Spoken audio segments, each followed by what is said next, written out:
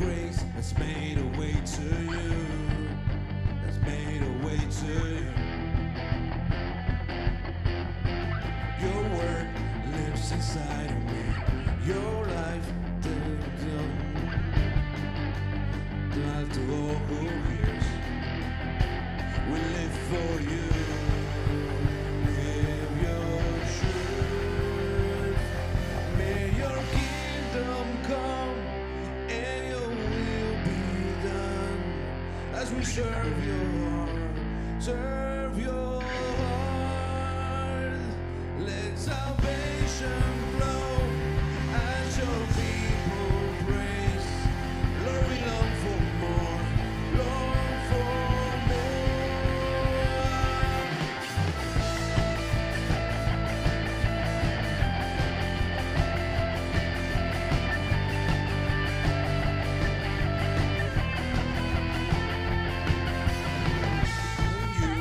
death is overcome. The power can stand against your name. The power of your name. In faith, we will rise to me. Your hands and feet to all the earth. Life to all the earth. We live for you. Live your truth. May your kingdom come and your will be done as we serve you. Serve you. Let salvation flow as your people praise. Lord, we long for more. Long for more. May your kingdom come and your will be done as we serve your heart. Serve your heart. Let salvation flow as your people praise. Lord, we long for more. Long for more.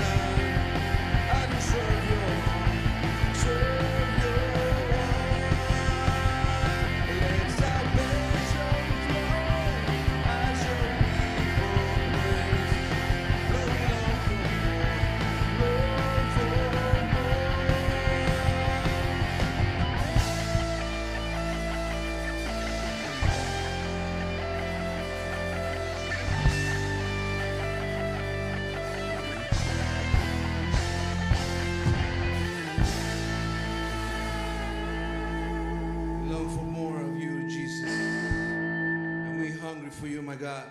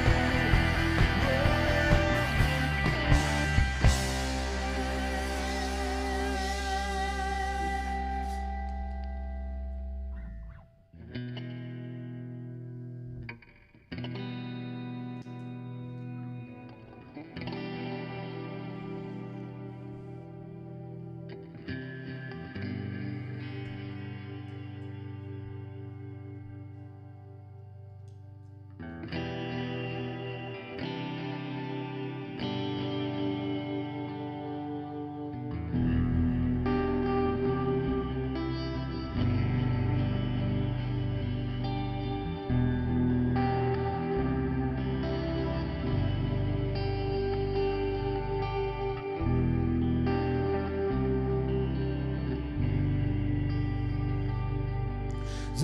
weapon may be formed, but it won't prosper. When darkness falls, it won't prevail.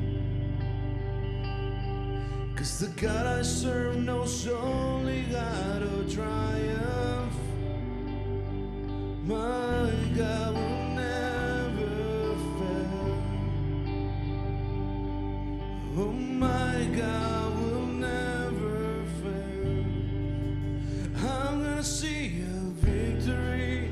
I'm gonna see a victory.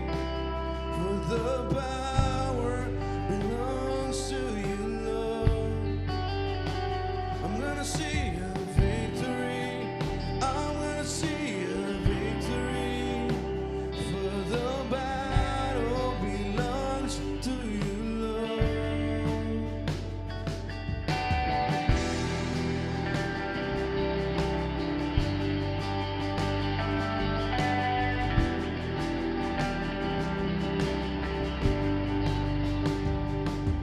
There's power in the mighty name of Jesus. Every work he wages, he will win.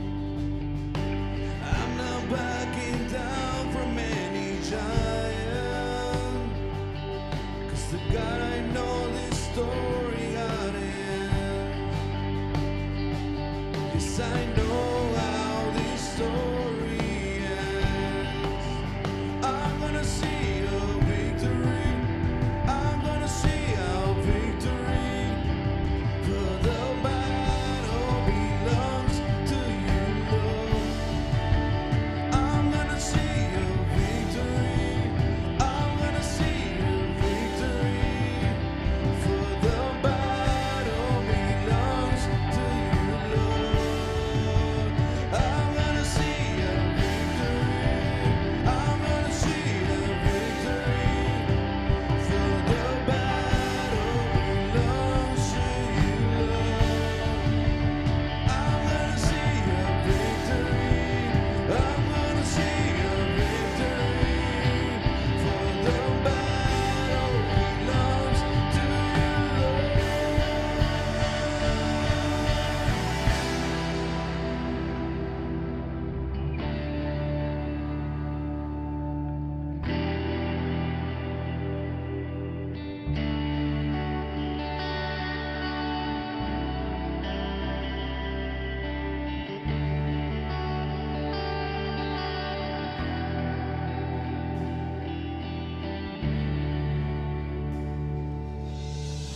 You take what the enemy meant for evil, and you take it for good.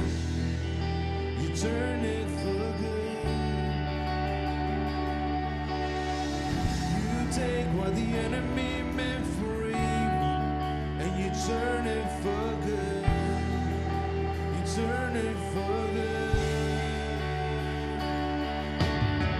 You take what the enemy meant for evil, and you turn it for good.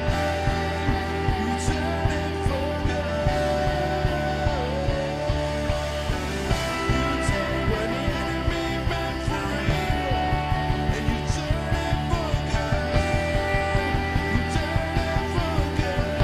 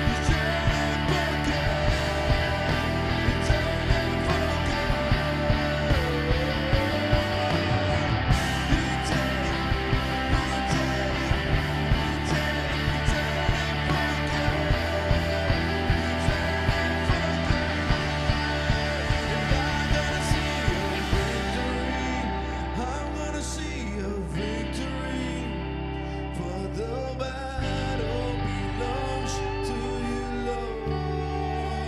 I'm gonna see a victory. I'm gonna see a victory.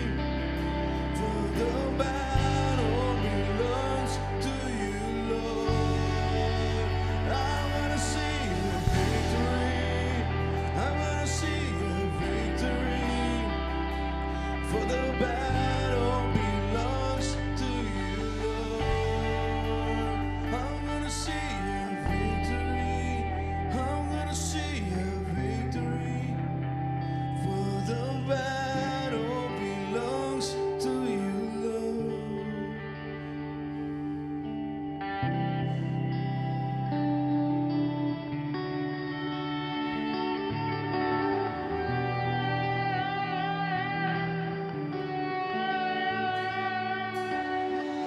You take what the enemy meant for evil, you turn it for good. You turn it for good. You take what the enemy meant for evil, you turn it for good. You turn it for good.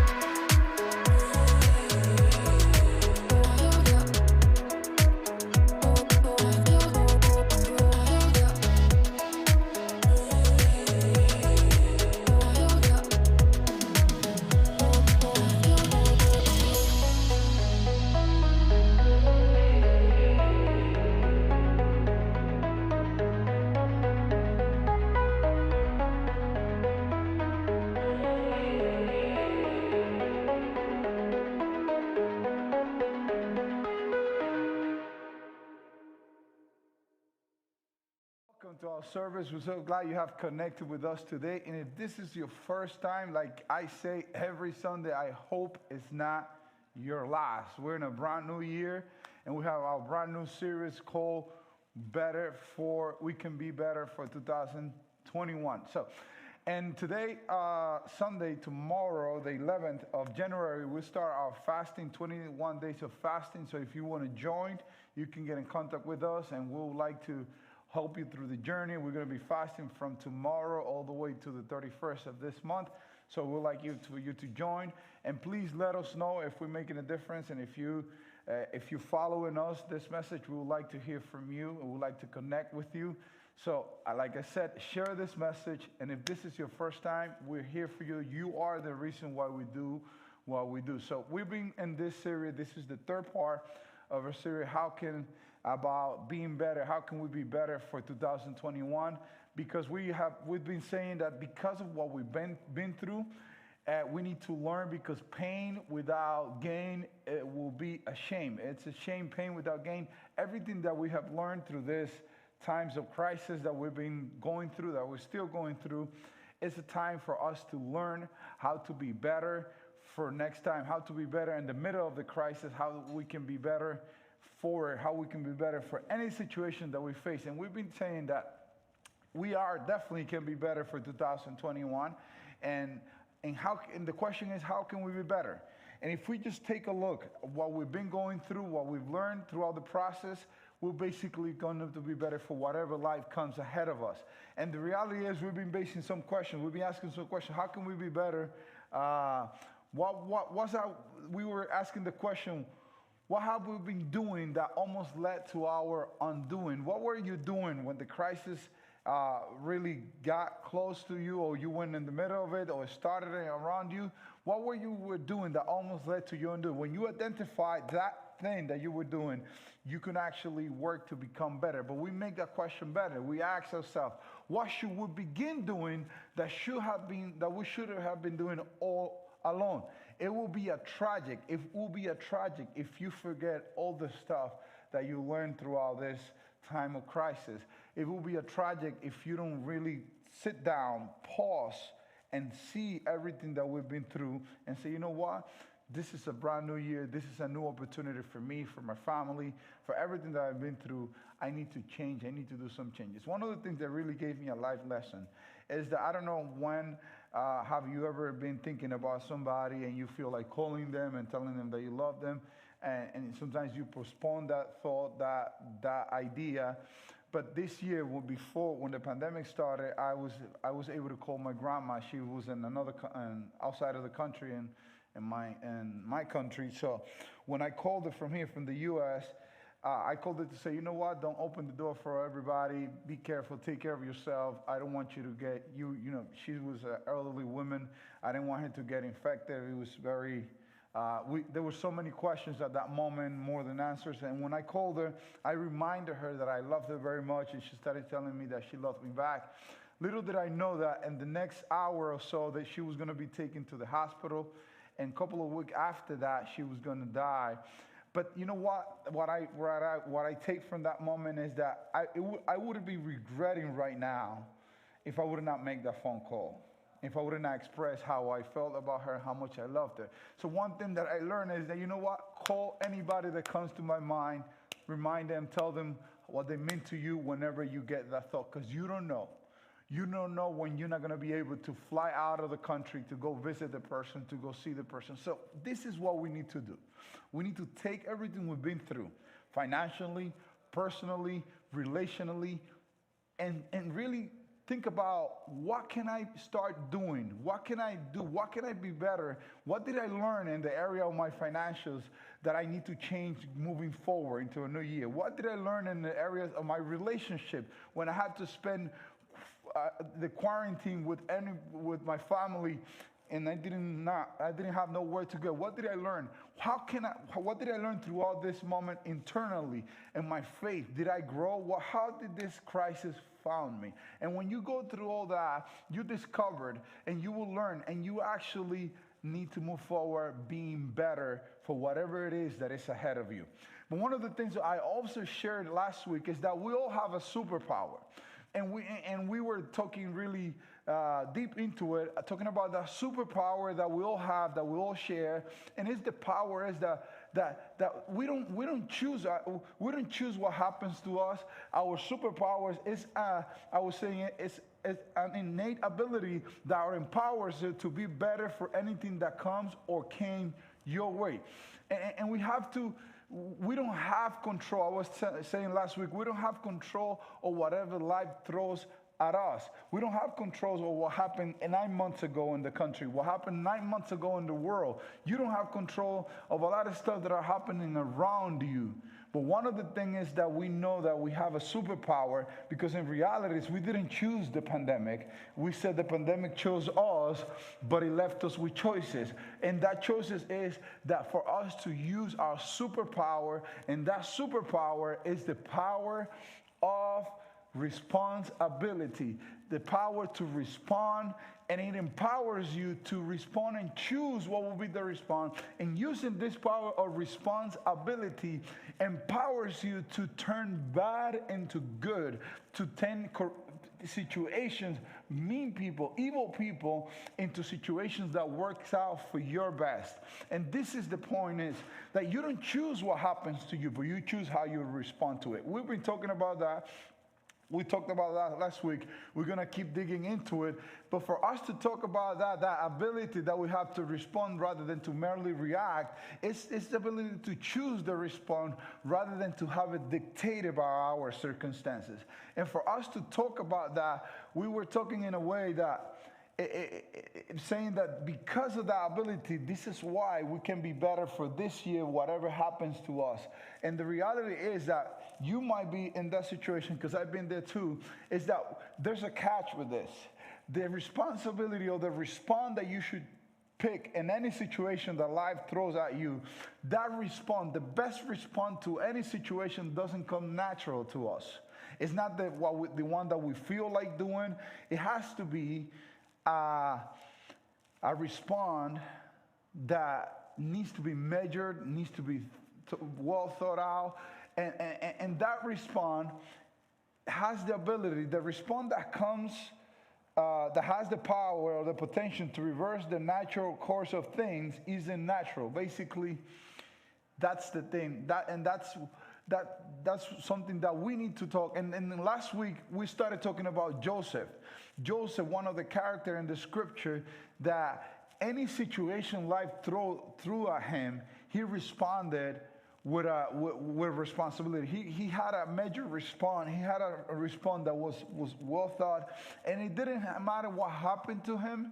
He kept making good decisions. He kept responding to the crisis in his life in a whole different way. And we were learning about him.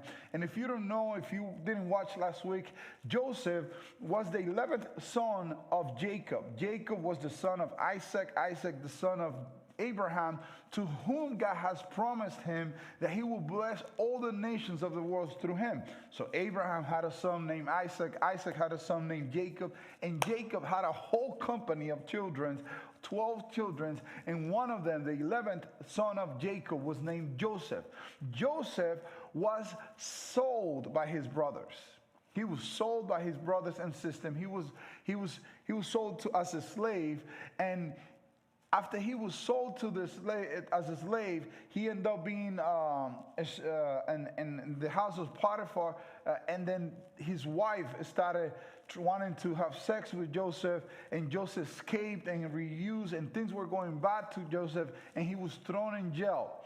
But all alone, even everything that was happening to Joseph, he chose to respond this way. He responded as if God was with him, even when it looked as if God had abandoned him. Joseph, it didn't matter what happens to Joseph. He was sold by his brothers. He was kidnapped by his brothers, sold twice, framed, imprisoned. Everything that went wrong with Joseph, he chose to respond as if God was with him, even when it looked as if God had abandoned him. And I ask you, how will you respond this year if you know God is with you, if you will be confident that God is with you? And I think this is a good approach, because I'm telling you, I would like to develop a faith and a conscience, an awareness that it doesn't matter what happens to me, I'm going to face it as if God is with me. I don't care what's going on, I'm going to face it. In the other end, I'm going to be with God, and God is going to be with me. Or in the middle of it, God is in my boat, and He's in my life, He's in my situation. Joseph shows in his actions, with everything that he did, he showed that he faced and respond to everything as if God was with him, even when it looked like God had abandoned him. And maybe that's where you are. Maybe that's why you left church. Maybe that's why you left God. Maybe that's why you probably in this moment depressed and you don't understand a lot of what's happening to you, because you were expecting everything to go well, everything to go good for you. And things started changing. You lost someone that you love. You lost something that you were waiting for. You lost your job. You lost everything. And your future doesn't seem to be so brightful. But what about if you choose to respond in a different way than what you're feeling like now? What about if we learn to respond to Joseph, to use the superpower of respond ability, that ability that, you know what, I should be crying right now, I should be feel like a victim, but I'm going to get up, I'm going to dry my tears, I'm going to go forward, I'm going to look my family in their face, and I say, you know what, we're going through something, but we are actually going to come across, we're going to make it. What about if you choose to respond rather than react? What about if you choose to do something different than what others are expecting from you? Maybe you should be hating somebody, but what about if you choose to forgive somebody right now instead of hate that person for the rest of your life? Joseph decided to move forward and respond as if God was with him, even when it looked as if God had abandoned him. And look at this. Maybe you never know, but Joseph was kidnapped once, sold twice, framed, and imprisoned. And that's what we left last week. Last week we left it there. Joseph, their brothers, kidnapped him, sold him twice, framed him, and he was framed in the house of Potiphar, framed for something that, for a crime that he didn't commit, framed for something that he didn't do. He was actually put in jail for doing the right thing. A lot of people are in jail for doing the wrong thing. This guy was in jail for doing what was right. And reality is, bad things have been happening to him and to good people from a long time. Not only to Joseph, to you, to me. People that don't deserve what's happening, and they've been happening to them from a long time. Even those people that God was with them, things bad happens to them. And we'll pick up the story there. This is where we're going to pick up the story now. Joseph is in prison. He's basically spending years there, and while he was in prison, he was put in prisons with the prisoners of the king. And there inside the prison, he was actually with the cupbearer of Pharaoh, the king, and the baker of the king. And at this point, he's with them. He's with these two, and they have a dream. And after they have a dream, Joseph had the gift to interpret his dreams. And right away he interpreted the dream for both of them, but one of them didn't have much luck in the dream. Joseph told him, look, to the baker, he said, basically he told him, you're going to die. Pharaoh is going to kill you. And to the cupbearer, he said, you're going to live. He's going to forgive you. You're going to stay. You're going to go back to serve the cup for the king. And at this point, whatever Joseph told them actually came true, realized they were set free, but one of them got killed, and the other one was actually left alive. And when he was leaving, Joseph told him, remember me, basically, remember where I am, remember to tell Pharaoh about me, so I can. And at this point, Joseph is actually,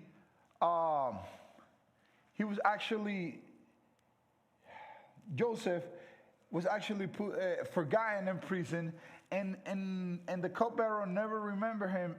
If not, after 2 years, Pharaoh had a dream. I mean, he remembered him, but after 2 years, Joseph was now 30 years old, and after 2 years, the cupbearer remembered that Joseph knows how to interpret dreams, and told Pharaoh, oh, listen, I know someone that can interpret your dream. And the dream was, and then they send them to get him from prison. And when Joseph is in front of Pharaoh, then Pharaoh, he interprets the dream for Pharaoh, and he tells him there's going to be a famine of hunger, so you're going to have to save the grain and food for this amount of years, because then you will have the same exact amount of years of no harvest, and there will be hunger throughout the entire earth. So I would recommend that you do this, you do that. And then bottom line, he became the man that actually made all that happen and saved the day and the entire country. And now, because of that, Joseph becomes the second most important man of the entire country. But the story doesn't finish there, because the hunger would extend all around the world, of the known world in that moment, and even to the house of his father Jacob. So his father Jacob told his sons, which are Joseph's brother, go see in Egypt to go get food. And then when they come, they realize Joseph sees them, but they don't recognize Joseph. And then they come, and Joseph just plays the part, and he gets all emotional when he sees his brother that betrayed him now coming to him for food. And long story short, he captures one of them and they tell them that there's a younger brother at home, and he said, go get your brother, prove yourself right, make sure, let me see if you're saying the truth, because I think you guys are spies and you came to steal the food. And they go back and they bring their father with them, and the father dies, and at that moment the brothers, Joseph reveals that he's Joseph, the one that they sold to the slave. And at this moment when the father died, they're all scared that Joseph is going to actually do to them what they did to him. And they come and they bow down on their knee, and then they tell Joseph that they are at their mercy, they're their slave. And Joseph tells them, you meant to harm me. You meant to do wrong to me. You meant to do harm me. But whatever you did, God, what you intended for evil, whatever you intended for evil, God used it to accomplish and to save many people. And at this moment, when the brothers are vulnerable, and when they are there and he can do whatever he wants with them, he tells them, who am I so I can do that to you? I'm not God, so I can do that to you. And Joseph chooses to do with them as they didn't do with him. He chose to respond to his brothers how the brothers didn't respond to him. When he was on power, when the brothers had the power over him, they chose to sell Joseph. And now that Joseph has power over them, he chooses to save his brothers. You see the difference, how he's responding to all the situation. But this is how the story ends. But if you see all alone in every situation Joseph is going through, he's responding with ability. He's responding differently. He's actually thinking and telling himself, what is the best thing I can do right now? You know why? And at the end, he finished saying, what you guys meant for evil, God turned it